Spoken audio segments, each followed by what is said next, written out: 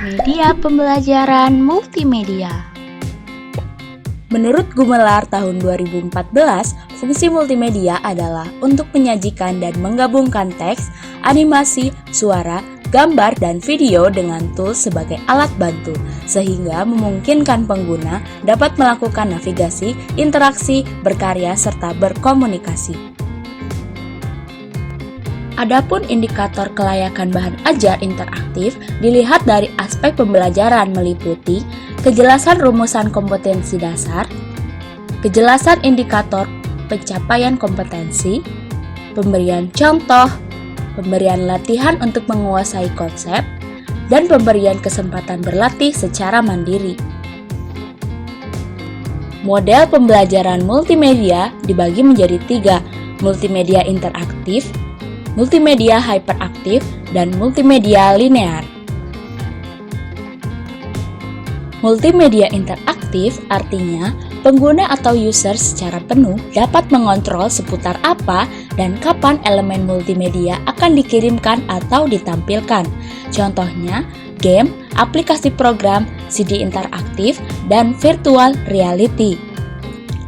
Jenis atau model multimedia interaktif diantaranya tutorial, drill and practice, simulasi, instructional game, hybrid, socratic, inquiry, dan informasional.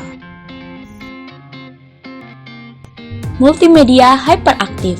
Jenis multimedia ini mempunyai struktur dengan elemen-elemen terkait yang dapat diarahkan oleh pengguna dengan tautan link menuju elemen-elemen multimedia yang ada. Rich media merupakan istilah yang dipakai untuk menyebut multimedia hyperaktif. Misalnya seperti World Wide Web, website, mobile banking, game online, dan lain-lain. Jenis multimedia linear. Jenis multimedia yang berjalan lurus. Multimedia seperti ini biasanya banyak kita temukan pada semua jenis film, tutorial video, dan sebagainya. Interaksi berlangsung tanpa kontrol navigasi dari pengguna. Penyajian multimedia linear harus berurutan atau sekuensial dari awal sampai akhir. Contoh dari multimedia linear adalah movie atau film, e-book, musik, dan siaran TV. Adapun jurnal multimedia interaktif yang telah saya kaji, yang pertama, media pembelajaran berbasis multimedia interaktif untuk meningkatkan pemahaman konsep mahasiswa. Yang kedua, modul pembelajaran multimedia interaktif berbasis Adobe Director pada mata pelajaran sistem operasi sekolah menengah kejuruan oleh Rini Sefriani dan kawan-kawan. Yang akan saya bahas adalah modul yang kedua. Jurnal ini berangkat dari keterbatasan media pembelajaran yang ada di sekolah, memberikan dampak secara langsung terhadap pencapaian tujuan pembelajaran di sekolah. Media pembelajaran yang masih sering digunakan dalam proses pembelajaran adalah berupa buku teks, lembar kerja siswa, dan modul cetak.